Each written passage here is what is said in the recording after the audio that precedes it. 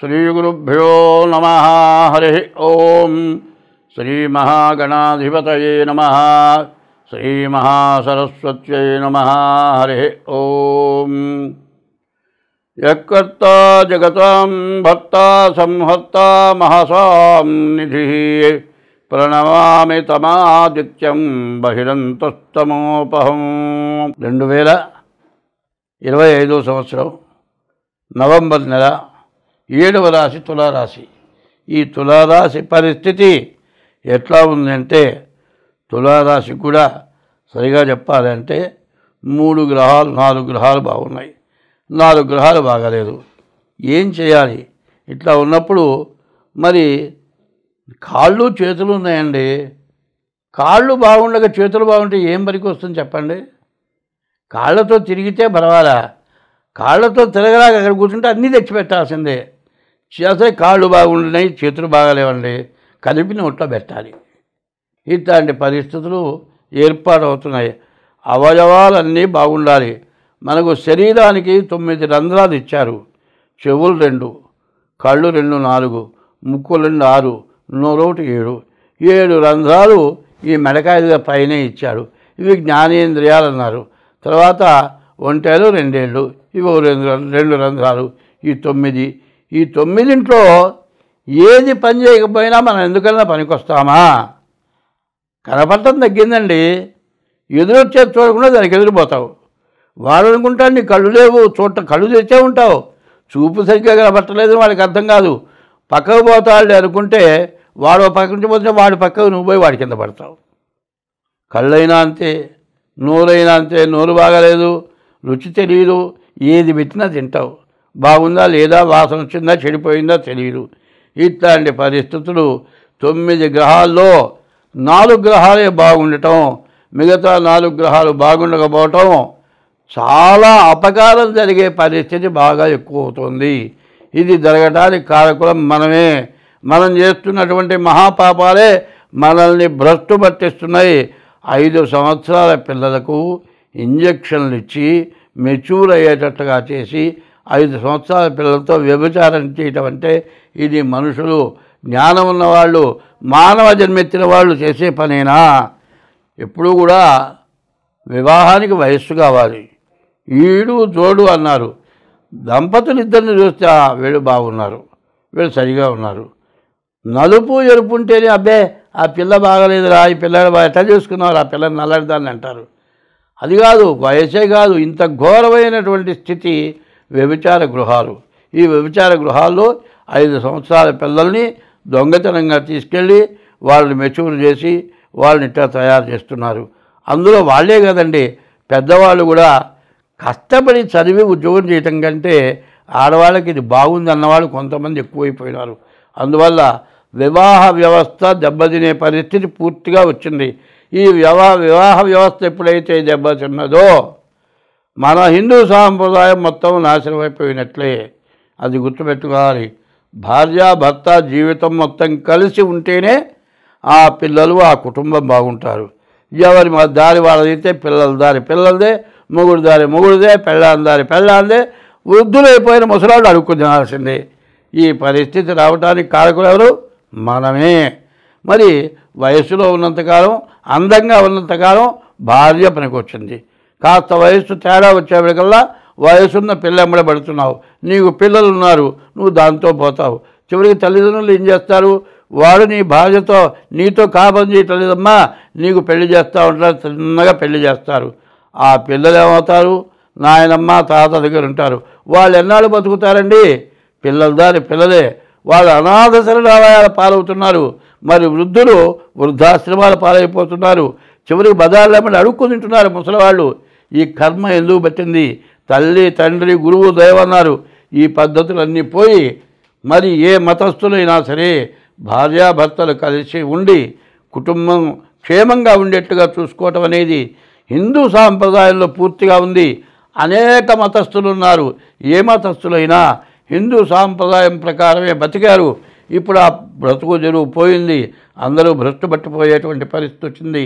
కాబట్టి ఎంత జాగ్రత్త పడితే అంత మంచిది. ఇప్పుడు మేషరాశి దగ్గర నుంచి మీనరాశి వరకు అన్ని రాసులకి కలిసి వచ్చే మార్గం ఒకటి చెబుతా.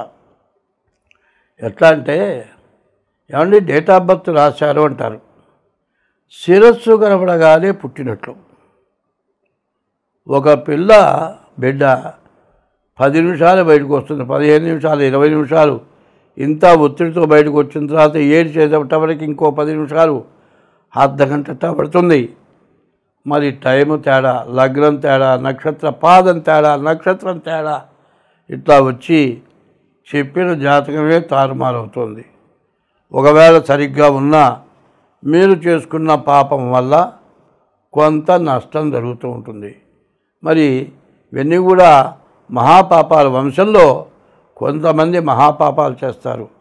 వాళ్ళు చేసిన పాపం బిడ్డ తరం అనుభవించాల్సి వస్తూ ఉంటుంది. ఎన్ని శాంతులు చేసినా, ఎన్ని పూజలు చేసినా ఆ బాధలు తీరవు.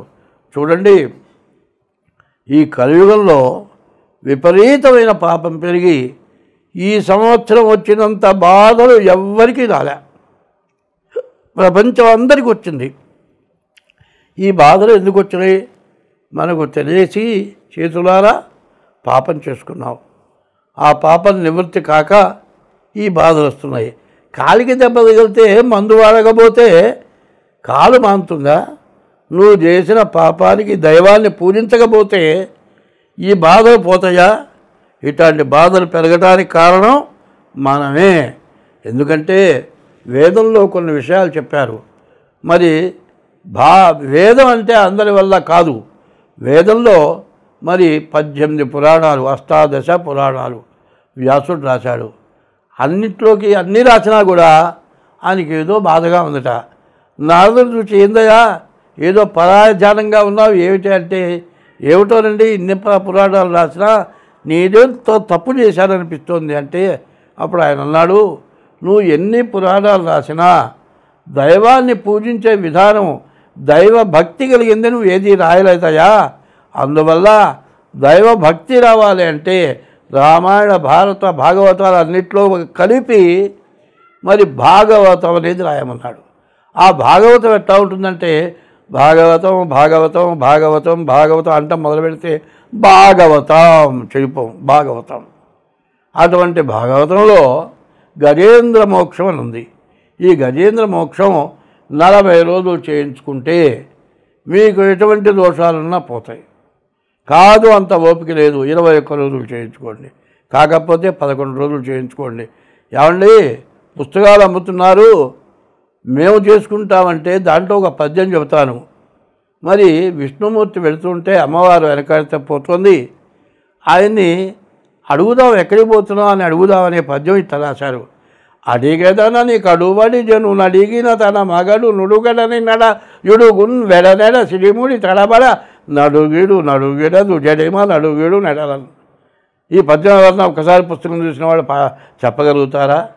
ఇట్లాంటి కఠినమైన పద్యాలు ఉన్నాయి. వాటిని తప్పుపడకుండా పారాయణ చేయాలి.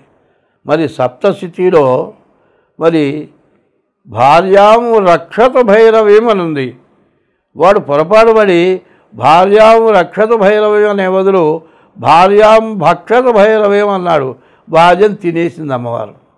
కాబట్టి తప్పులు పడితే దోషాల వల్ల ఇబ్బంది వస్తుంది. కాబట్టి జాగ్రత్తగా చేసే వాళ్ళ చేత అది పారాయణ చేయించుకోండి. మరి ఇట్లా చేస్తే మీకు అన్ని విధాలా బాగుంటుంది. అవసరమైతే మాకు ఫోన్ చేయండి, దానికి తగిన ఫీజు చెల్లించి మరి ఆ భాగవతం పారాయణ చేయించుకోండి. నేను ఇప్పటికీ కనీసం 25 సంవత్సరాల నుంచి చేస్తూ ఉన్నాను. అనేక కష్టాల్లో నేను బతకడం కంటే చచ్చిపోదామన్నంత పరిస్థితి వచ్చింది. ఎన్నో యాక్సిడెంట్ అయినాయి, ఎన్నో ఆపరేషన్లు అయినాయి. ఈ బాధలతో ఇక బతకకూడదు అనుకున్నాను. అటువంటి రోజున ఈ భాగవతం పారాయణ చేయటం మొదలుపెట్టిన తర్వాత ఇవాళకి నాకు 80 సంవత్సరాలు వచ్చినాయి. ఇప్పటికీ ఏ లోటు లేకుండా హాయిగా బతకగలుగుతున్నాను. మీరందరూ కూడా పాపం పరిహారం కావాలి అంటే భాగవతంలో గజేంద్ర మోక్షం చాలా విశేషమైంది. దాన్ని పారాయణ చేయించుకోండి, మీకు అన్ని విధాలా బాగుంటుంది. అన్ని రాసుల వారికి ఇప్పుడు చెప్పబోయేది కార్తీక మాసం చాలా విశేషమైన రోజులు. ఈ రోజుల్లో మరి ఈ గజేంద్ర మోక్షం పారాయణ చేయించుకోవడం చాలా అవసరం. దీని గురించి పెద్ద ఖర్చు ఉండదు. దాని ప్రకారం చేస్తే మీకు అన్ని విధాలా బాగుంటుంది. ఇది మాత్రం ప్రతి రాశికి కూడా చివరిలో వేయండి. ఇప్పుడు చెప్పింది ఇది విశేషం. దీంట్లో చేస్తే అన్ని విధాలా బాగుంటుంది. స్వస్తి.